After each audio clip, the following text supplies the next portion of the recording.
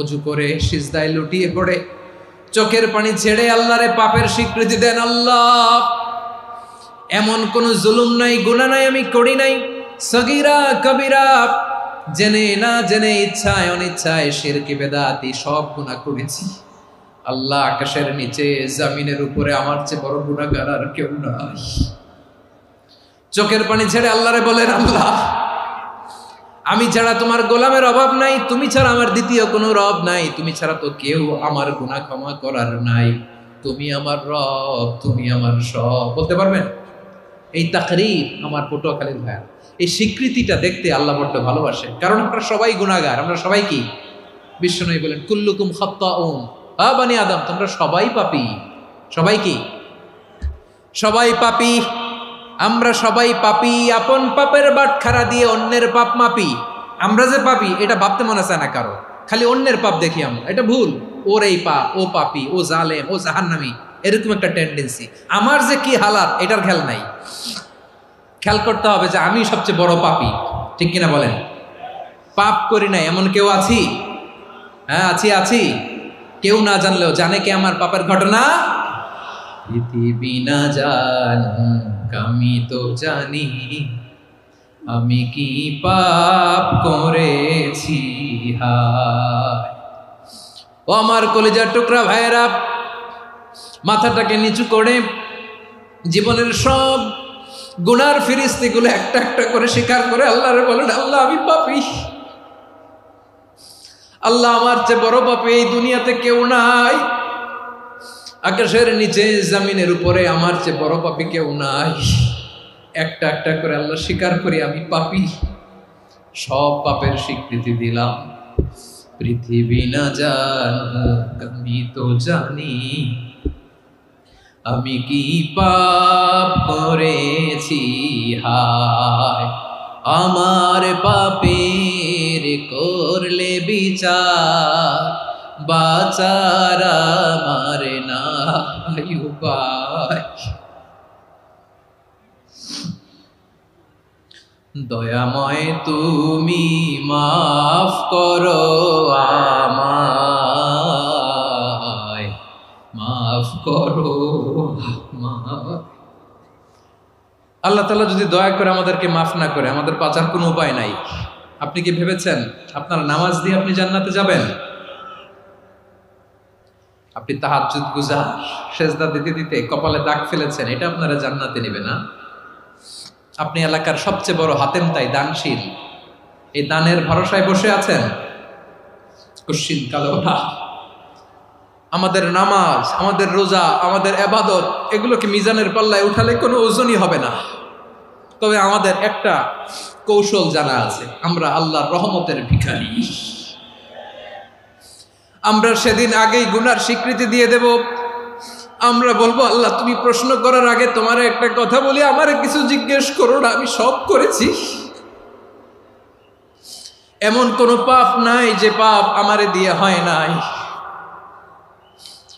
তোমার রহমত দিয়ে তুমি জান্নাতে পাঠাবা, তোমার দয়ায় জান্নাতে যেতে চাই, আমল দিয়ে না। পারবেন বলতে? কিয়ামতের দিন আমরা বলবো, আল্লাহ, আমার আমল দিয়ে জান্নাত চাই না, আমি তোমার দয়া দিয়ে জান্নাত চাই। তোমার দয়া ছাড়া আমার কোনো উপায় নাই।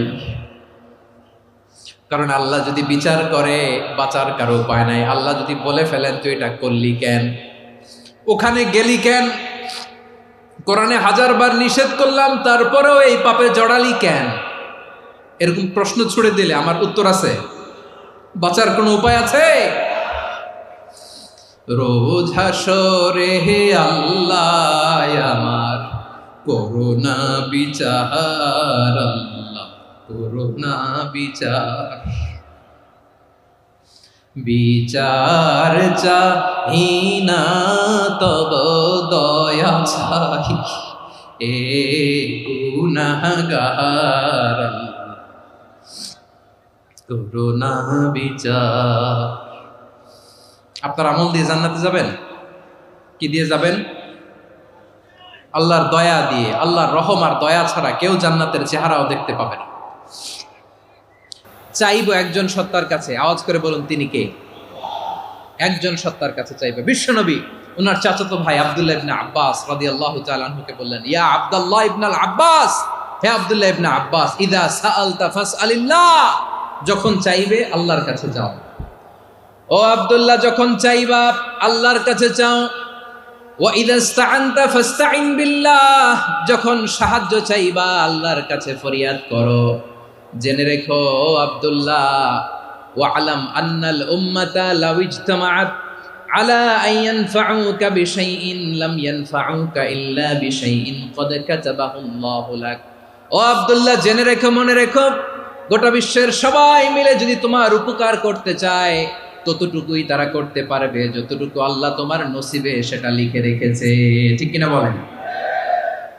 আর যদি গোটা বিশ্বের সবাই মিলে তোমার বিরুদ্ধে কনস্পাইরেসি করে, ষড়যন্ত্র করে, গোটা বিশ্বের সবাই মিলেও যদি তোমার ক্ষতি করতে চায় ততটুকুই শুধু পারবে যেটা আল্লাহ তোমার জন্য বরাদ্দ রেখেছে। যতটুকু আল্লাহ তাআলা তোমার জন্য বরাদ্দ রেখেছে অতটুকুই ক্ষতি করতে পারবে, আর এক চুল বেশিও করতে পারবে না, কমও করতে পারবে না। চিল্লায় বলেন ঠিক কিনা? এজন্য আমরা চাইবো কার কাছে? সবাই বলেন নাই, আওয়াজ করে বলেন কার কাছে? সব সময় আমরা আল্লাহর কাছে চাইবো, বিপদে আপদে, সুখে দুঃখে, সচ্ছল অবস্থায় অসচ্ছল অবস্থায়, পরাজয়ের সময় বিজয়ের সময়, সব সময় আমরা ভরসা রাখবো কার উপর? সবাই বলুন। একদল লোক আছে যারা বিপদে পড়লে আল্লাহরে ডাকে, আছে না নাই? পটুয়াখালীতে মাশাআল্লাহ নাই। বিপদ আসলে আল্লাহরে ডাকে, বিপদ নাই আল্লাহও নাই। বিপদে পড়লে নামাজ পড়ে, বিপদও নাই নামাজও নাই। বিপদে পড়লে জিকির করে, বিপদ যখন চলে যায় ওদের জিকিরও বন্ধ হয়ে যায়। এরকম আছে না নাই? কিছু লোক দেখবেন পরীক্ষা আসলে নামাজ পড়ে, আছে আছে। জেনজি আওয়াজ করো, এরকম আছে? এই কমন পড়ে গেছে, কমন পড়ছে। দেখবেন পরীক্ষার সময় নামাজ পড়ে, পরীক্ষাও নাই নামাজও আছে। এরকম কিছু লোক আছে অসুস্থ হলে আল্লাহরে বড্ড ভালোবাসে, আল্লাহরে খুব ডাকে। অসুস্থ হইলে অসুস্থতাও নাই, আল্লাহ স্মরণও নাই। দেখবেন কিছু লোক নির্বাচন আসলে খুব আল্লাহ আল্লাহ হয়ে যায়,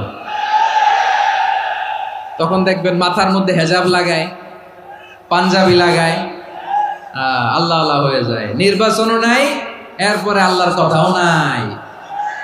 আছে না নাই? না, এরকম হওয়া যাবে না। সব সময় আমরা আল্লাহরে ডাকবো, বিপদে আপদে সব সময় ভরসা রাখবো আমরা একজনের উপর। আওয়াজ করে বলেন তিনি কে? এ কথাই আল্লাহ তাআলা আমাদের চোখে আঙ্গুল দিয়ে জানিয়ে দিলেন, ফাইদা রাকিবু ফিল ফুলকি দা'আউল্লাহা মুখলিসিনা লাহুদ্দিন ফালাম্মা নাজ্জাহুম ইলাল বাররি ইযা হুম ইউশরিকুন। আল্লাহ বলে একদল লোক আছে, তারা যখন নৌযানে চড়ে, জলযানে চড়ে, সাগরের মধ্যে যখন জাহাজে চড়ে, লঞ্চে চড়ে, তারা যখন তুফানের সম্মুখীন হয় তখন তারা আল্লাহরে বড্ড বেশি ডাকে, একান্তভাবে ডাকে, বিশুদ্ধ চিত্তে ডাকে। আবার তুফান থেকে তাদেরকে সেফ জোনে নিয়ে, নিরাপদ জোনে নিয়ে যখন বন্দরে আমি আল্লাহ তাদেরকে ভিড়িয়ে দেই, ওই লোকগুলো আবার আমি আল্লাহর সাথে শিরিক করে। এরকম আছে না নাই? জাহাজে উঠছে, সাগরের মাঝখানে তুফান, ওই সময় দেখবেন আল্লাহ কারে কয়। এই কথা তো আপনাদেরকে বোঝানো সহজ, আপনারা তো নদীর দেশের মানুষ। লঞ্চে চড়েন নাই কারা কারা? দেখি, লঞ্চে চড়ছেন? হ্যাঁ, লঞ্চে চড়ে নাই এরকম একজনও নাই এখানে। আচ্ছা, লঞ্চে উঠছেন কে কে? দেখি। মাশাআল্লাহ মাশাআল্লাহ মাশাআল্লাহ, ঠিক আছে, আপনাদের বোঝানো সহজ। আচ্ছা, লঞ্চে উঠে তুফানের সম্মুখীন হয়েছেন, জলোচ্ছ্বাস সবাই, মাশাআল্লাহ। তো এই ওয়াজ তো আপনাদের মুখস্থ, ঠিক কিনা বলেন? আমার বলার দরকার নাই, বলেন। মাঝ নদী, তুফান, জলোচ্ছ্বাস, জলের মধ্যে উচ্ছ্বাস, ঢেউ, টর্নেডো, সাইক্লোন, মেঘের ঘনঘটা, পরিবেশ ঘুটঘুটে অন্ধকার, লঞ্চ একবার এদিকে আরেকবার ওইদিকে, ভিতরে কি অবস্থা হয় বলেন তো? হ্যাঁ, তখন মুসলিমও আল্লাহর ডাকে, হিন্দু আল্লাহর ডাকে, ঠিক কিনা বলেন? আস্তিক আল্লাহর ডাকে, নাস্তিক আল্লাহর ডাকে, ঠিক কিনা?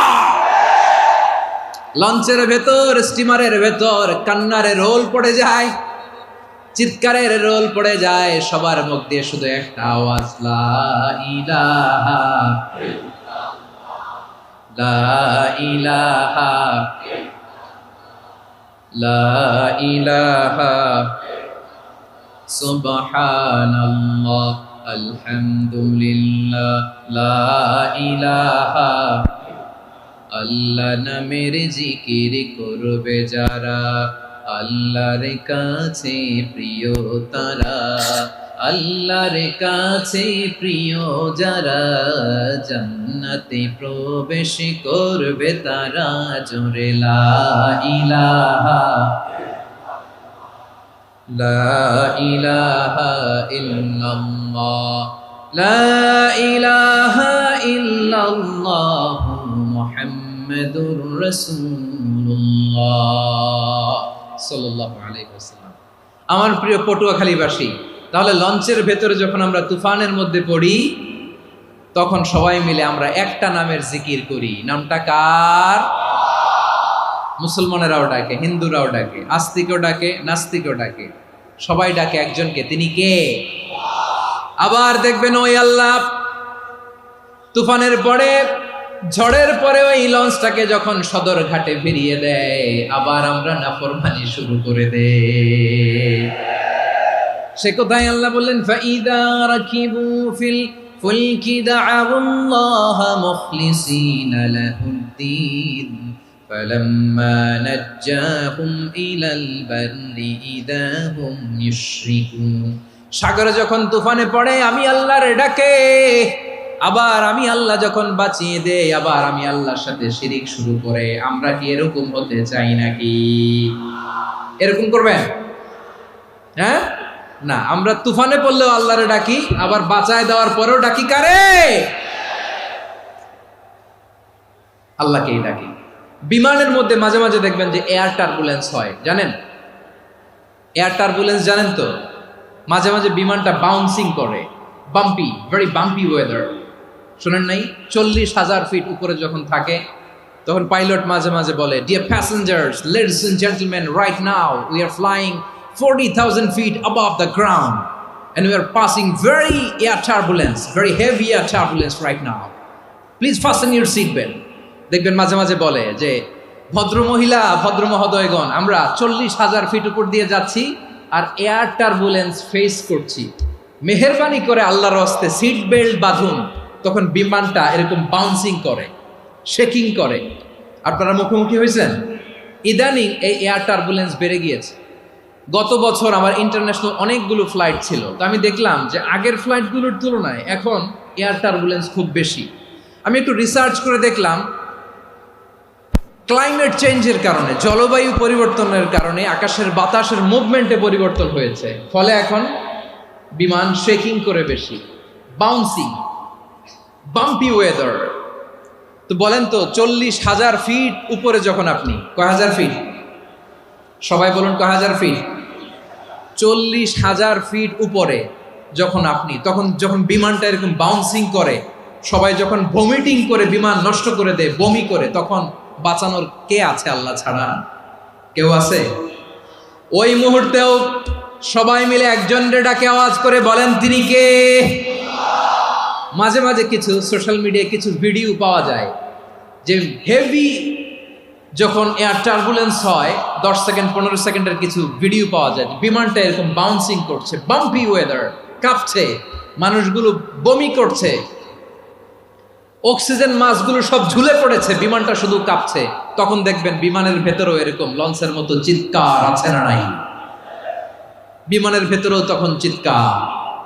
গত বছর হিথ্রো এয়ারপোর্ট থেকে সিঙ্গাপুর এয়ারলাইন্সের একটা ফ্লাইট, হিথ্রো টু চাঙ্গি, একটা ফ্লাইটে এমন বেশি এয়ার টার্বুলেন্সের শিকার হয়েছিল ওই এয়ারক্রাফটটা, 33 জন যাত্রী সেখানে আহত হয়েছে, একজন যাত্রী নিহত হয়েছে। কেবিন ক্রুজ, এয়ার হোস্টেস যারা আছে, একজনের নাক ফেটে, চোখ ফেটে, কপাল ফেটে, ব্লিডিং হয়ে শয়লা। প্রিয় ভাইয়েরা, ওই 40,000 ফিট উপরে বিমানটা যখন কাঁপবে, তখন আমাদেরকে আল্লাহ ছাড়া আর কেউ বাঁচানোর আছে? এত আসতে বললে হবে? ওই কঠিন মুহূর্তে আমার বাবা আমারে বাঁচাতে পারে, আমার বন্ধু আমারে বাঁচাতে পারে? এই গ্রাউন্ডে, জমিনের বুকে আমার প্রোটোকল, আমার ক্ষমতা, আমার দাম্ভিকতা, কোনো কিছু আমারে বাঁচাতে পারে? একজন ছাড়া। চিল্লায় বলতে হবে, তিনি কে? সে আল্লাহ বললেন, গোলাম, আমি বিপদের সময় ঠিকই তোমাদের বাঁচিয়ে দেই। ওই বিমানের ভেতরে 40,000 ফিট উপরে যখন তোমরা এয়ার টার্বুলেন্সের শিকার হও, তখন নাস্তিকও আল্লাহরে ডাকে, হিন্দু আল্লাহরে ডাকে। জোরে বলেন ঠিক কিনা? আবার বিমানটা যখন শান্ত হয়ে যায়, একটু পরেই বিমানের স্ক্রিনের মধ্যে হিন্দি সিনেমা খোঁজে। বিমানের স্ক্রিনে কিন্তু বিশাল ওখানে আফলাম, ফিল্মের একেবারে বোঝাই করা। বিমানটা শান্ত হলে আবার হিন্দি সিনেমা দেখা শুরু করে। একটু আগে ডাকছিল কারে? কারে? দেখবেন বাংলাদেশে আমাদের ক্রিকেটাররা যখন অন্য কোনো দেশের সাথে খেলে, অনেক সময় এমন হয়, বল বাকি একটা, রান দরকার 6টা। বল বাকি কয়টা? পটুয়াখালী বুঝে নাই বোধহয়। বল বাকি কয়টা? রান দরকার। আপনি দেখবেন ক্যামেরাম্যান তখন গ্যালারিতে খালি দেখায় দর্শকদের যে কি অস্থিরতা। হিপ হপ স্টাইলের মেয়েটা, যে মেয়েটার ওড়না এতক্ষণ ছিল গলায়, এতক্ষণ কইছিল, ওই মেয়েটা দেখবেন ওড়নাটা টেনে মাথায় দিয়ে এরকম মুনাজাত ধরতেছে, আল্লাহ আল্লাহ, একটা সক্কা, আল্লাহ আল্লাহ, আমার লাল সবুজের পতাকারে তুমি অপমানিত কইরো না আল্লাহ, ইন্ডিয়ার সাথে আমাদের খেলা, আল্লাহ আল্লাহ, একটা সক্কা, একটা একটা। পুরো পুরো খেলা জুড়ে এই মেয়ের ওড়না ছিল গলায়, কিন্তু যখন 1 বলে 6 রান দরকার, ওড়না চলে আসছে কোথায়? মাথায়। আবার মুনাজাত আছে না নাই? ঠিকই বাংলাদেশের দামাল ছেলে এমন এক শট মারলো, বল চলে গেল স্টেডিয়ামের বাইরে, ছক্কা, জিতে গেলাম আমরা। পুরো স্টেডিয়াম জুড়ে চিৎকার, হই হুল্লোর, মৌজ মাস্তি। যেই মেয়েটা মাথার মধ্যে ওড়না দিয়ে এতক্ষণ সুবহানাল্লাহ সুবহানাল্লাহ বলে আল্লাহর কাছে দোয়া করেছে, ওই মেয়ে এখন আবার ওড়না ফেলে দিয়ে নাচা শুরু করে দিয়েছে। তাহলে আল্লাহর ভয়, আল্লাহর প্রতি আস্থা, বিশ্বাস, ভালোবাসা, এটা কি ক্ষণিকের জন্য? মানে আমার যখন লাগবে তখন আল্লাহরে ইউজ করবো নাকি? হ্যাঁ, বিপদে আপদে, সুখের সময় দুঃখের সময়, সচ্ছল অসচ্ছল অবস্থায় বিশ্বাসীরা ভরসা রাখে একজনের উপর। চিৎকার করে বলো, পটুয়াখালী, তিনি কে? সে আল্লাহ বললেন, গোলাম, মনে করো না জাহাজ থেকে সদরঘাটে ভিড়িয়ে দিলাম, তুমি নিরাপদ হয়ে গেছো। মনে করো না 40,000 ফিট থেকে সেফ ল্যান্ডিং এর পরে এয়ারপোর্টে নেমে গেলেই তুমি নিরাপদ হয়ে গেছো। ও মিয়া, বিপদ কি শুধু সাগরে আর আকাশে? ঘরের বিপদও, ঘরের ভেতরও বিপদ আসতে পারে কি পারে না? এজন্য সূরা মুলক আল্লাহ বললেন, আমিনতুম মান ফিস সামাই আন ইয়াখসিফা বিকুমুল আরদা ফাইযা হিয়া তামুর। তোমরা কি ভাবছো তোমরা নিরাপদ? সাগরের মধ্যে তুফান, আল্লাহ আল্লাহ ডাকলাম, সদরঘাটে যেয়ে পড়ছি, বাইসে গেছেন তো আপনি। আর পাবে আপনারে আল্লাহ? আল্লাহরা তো সাগরের মাঝখানে তো আল্লাহ আপনারা পাইছিল, আর তো পাবে না। আর পাবে আপনারে? আর আল্লাহ ধরতে পারবে আপনারে? ঘরের ভেতরও বিপদ দিয়ে আটকাতে পারে কে? 5 স্টার 7 স্টার হোটেলের ভেতরেও আমাকে বিপদের মধ্যে ফেলে দিতে পারেন কে? আল্লাহ বললেন, তোমরা কি ভেবেছো তোমরা নিরাপদ? আমি চাইলে ল্যান্ডস্লাইডস, ভূমি ধস দিয়ে 1 লক্ষ 1 মুহূর্তে নিয়ে যেতে পারি। 1 সুনামি দিয়ে থাপ্পড় মেরে 3 লক্ষ সাগরের ভেতরে ঢুকায় দিতে পারি। 1 সেকেন্ডও লাগে না আমার। أم أمنتم من في السماء أن يرسل عليكم حاصبا فستعلمون كيف نذير। আল্লাহ চাইলে আকাশ থেকে পাথর বৃষ্টি নাজিল করতে পারেন কি পারেন না? এই মুহূর্তে এখানে ভূমিকম্প দিতে পারেন কি পারেন না? আচ্ছা, ভূমিকম্প যখন হয় আমাদের কারো হুঁশ থাকে? আপনি মনে করছেন আমরা সাধারণ মানুষ, আমরা দৌড় দেই, আর প্রেসিডেন্ট প্রধানমন্ত্রী ওনারা বুঝি খাটে শুয়ে থাকে? কথা বুঝে নাই বোধহয়। ভূমিকম্প, আর্থকোয়েক যদি হয়, বাঁচার জন্য আমরা কি করি? হয় খাটের তলায়, ডাইনিং টেবিলের নিচে, উপরে শক্ত কিছু আছে এটার নিচে, অথবা ঘর থুইয়া দেও দৌড়। তো প্রধানমন্ত্রী উনি কি করে, প্রেসিডেন্ট উনি কি করে? হ্যাঁ, উনি খাটের মধ্যে যে শুয়ে থাকে নাকি? উনিও দৌড়, সাধারণ মানুষও দৌড়, প্রধানমন্ত্রীও দৌড়, বাড়িওয়ালাও দৌড়, ভাড়াটিয়াও দৌড়, সবাই দৌড়। নাকি ভাড়াটিয়ারা বাড়ি থুইয়া দৌড়, বাড়িওয়ালারা আর বেরোয় না, এরকম না? তাহলে যে কোনো মুহূর্তে ভূমিকম্প দিয়ে নাস্তানাবুদ করতে পারে কে? আমার প্রিয় ভাইয়েরা, আমরা নিরাপদ নই, আমরা তার দয়ায় বেঁচে আছি। কার দয়ায়? এজন্য আল্লাহ বললেন, গোলাম, যে কোনো মুহূর্তে বিপদ দিয়ে তোমাদেরকে নাস্তানাবুদ করতে পারি। বিশ্বাসী বলে যদি নিজেকে দাবি করো, সব সময় ডাকতে হবে একজন সত্তাকে। বলেন তিনি কে? এই কথা ক্লিয়ার?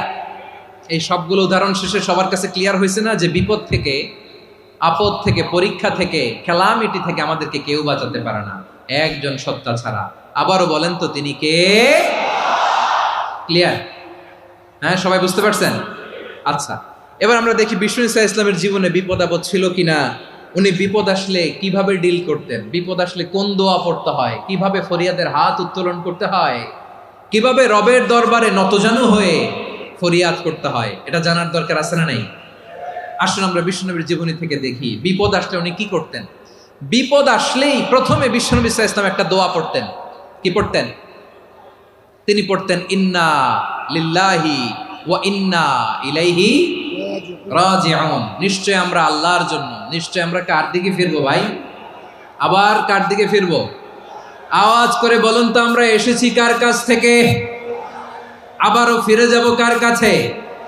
এজন্য বিষ্ণুই পড়ছেন, ইন্না লিল্লাহি ওয়া ইন্না ইলাইহি রাজিউন।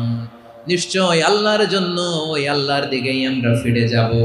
তারপরে বিষ্ণুই পড়তেন, আল্লাহুম্মা আজুরনি ফি মুসিবাতি ওয়াখলুফ লি খায়রাম মিনহা। একসাথে প্রথমে পড়তেন ইন্না লিল্লাহি ওয়া ইন্না ইলাইহি রাজিউন, তারপর পরে পড়তেন আল্লাহুম্মা আজুরনি ফি মুসিবাতি ওয়াখলুফ লি খায়রাম মিনহা। মানে আল্লাহ, এই যে আমি বিপদে ধৈর্য ধারণ করলাম, এটার সব তুমি আমারে দাও, আর যেটা হারালাম এর চেয়ে ভালো কিছু দিয়ে মেকআপ করে দিও, ভালো কিছু দিয়ে বদল করে দিও। সুবহানাল্লাহ পড়েন।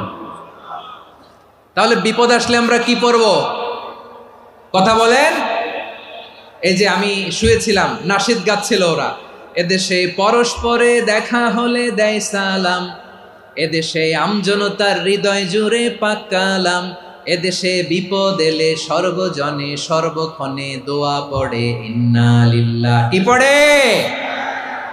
সুবহানাল্লাহ সুবহানাল্লাহ সুবহানাল্লাহ সুবহানাল্লাহ। এদেশে আজান শুনে সূর্য ওঠে শহর গ্রামে, এদেশে আজান শুনে সূর্য ডুবে সন্ধ্যা নামে, এদেশে সকল কাজে সবাই বলে বিসমিল্লাহ, এদেশে ভালো কিছু দেখে শুনে হাসি মুখে সবাই বলে মাশাআল্লাহ। সুবহানাল্লাহ পড়ে।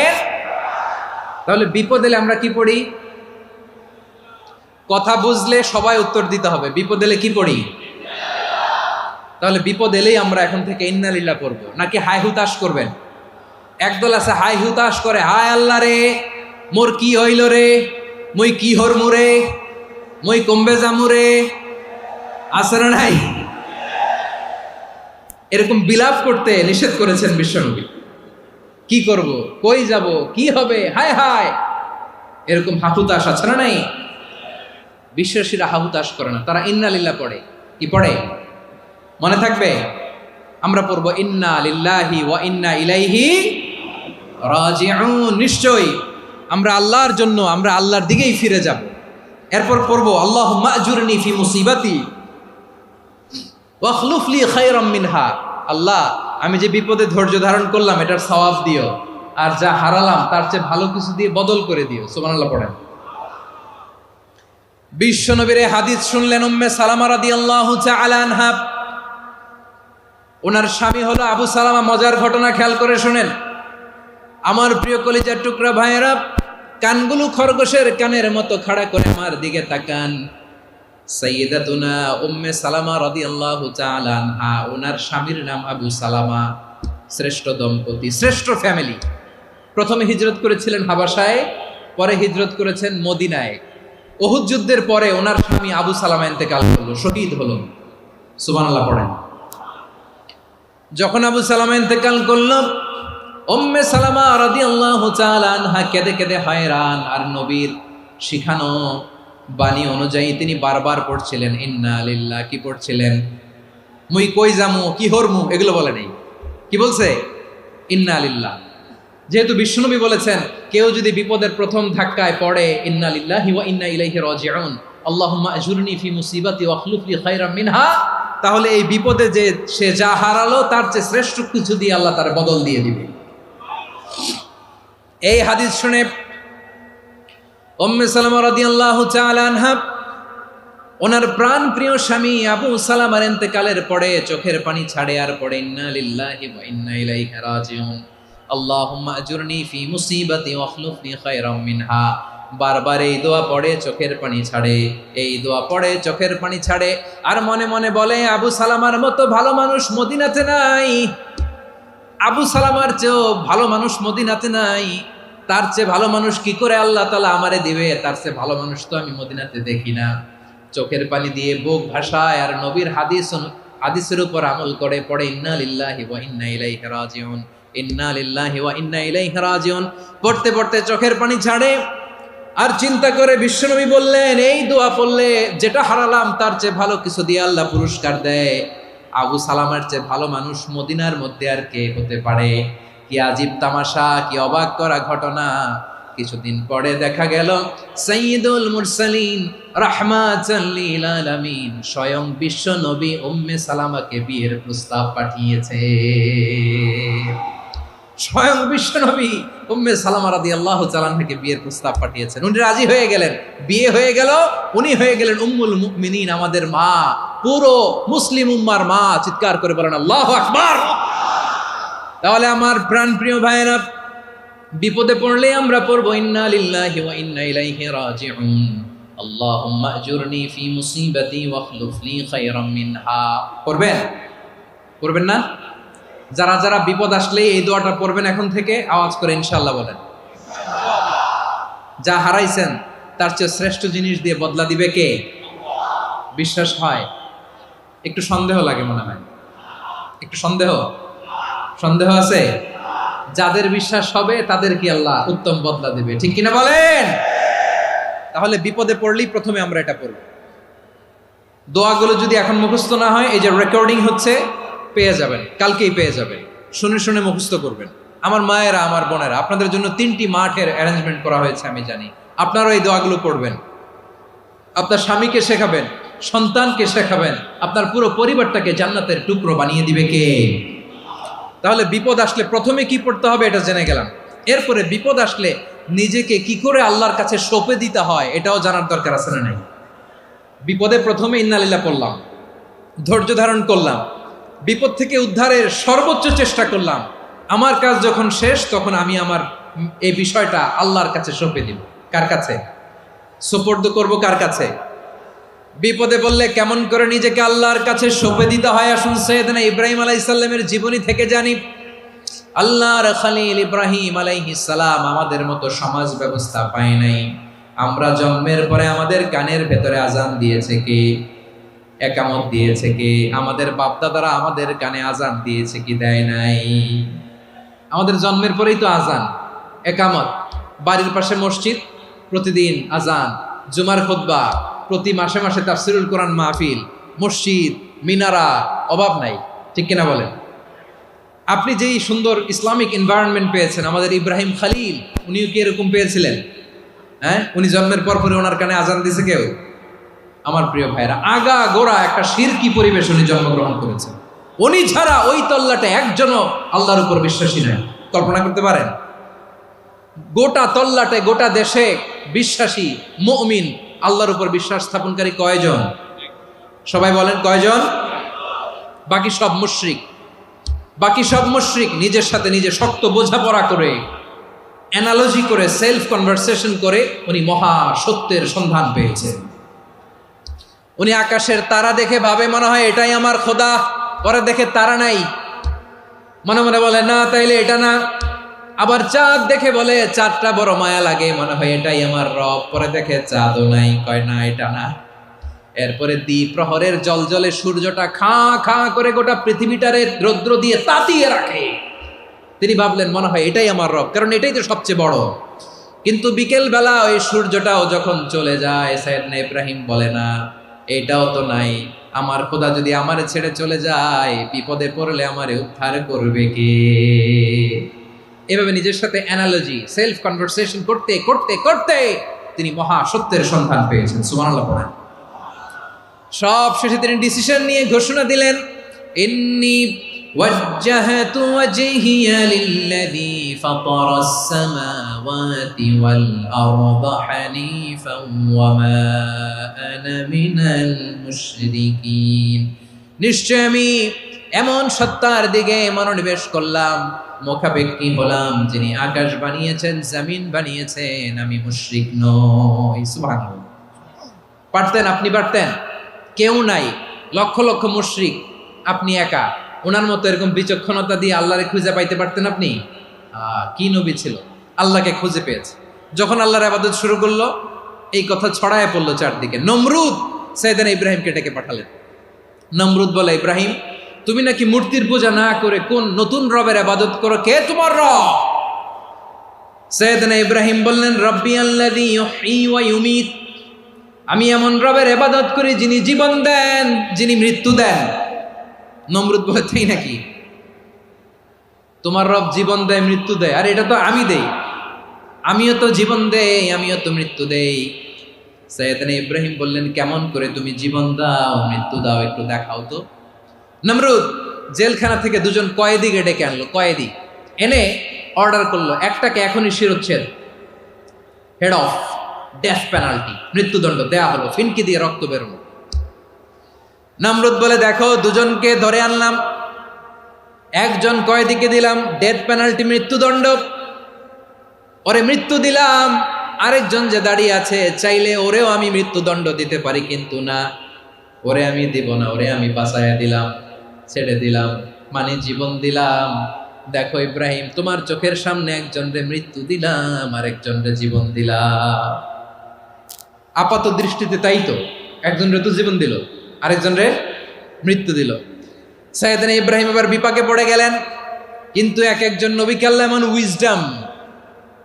এমন উইজডম বিচক্ষণতা দিয়ে এই জমিনে পাঠিয়েছেন, মুহূর্তের মধ্যে আল্লাহর খলিল ইব্রাহিম বললেন, ফাইন্নাল্লাহা ইয়াতি বিশ-শামসি মিনাল মাশরিকি ফাতি বিহা মিনাল মাগরিব ফাবুহিতাল্লাযী কাফার।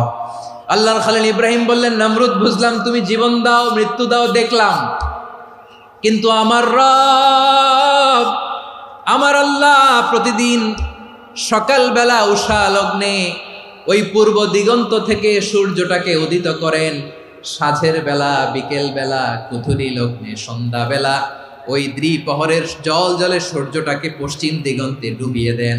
মানে সকালবেলা পূর্ব দিক থেকে উদিত করা সূর্যটাকে পশ্চিম দিকে বিকেলে তিনি ডুবিয়ে দেন। তুমি যদি পারো ওই সূর্যটাকে পশ্চিম দিক থেকে উদিত করে পূর্ব দিকে ডুবিয়ে দাও। সুবহানাল্লাহ পড়বেন না?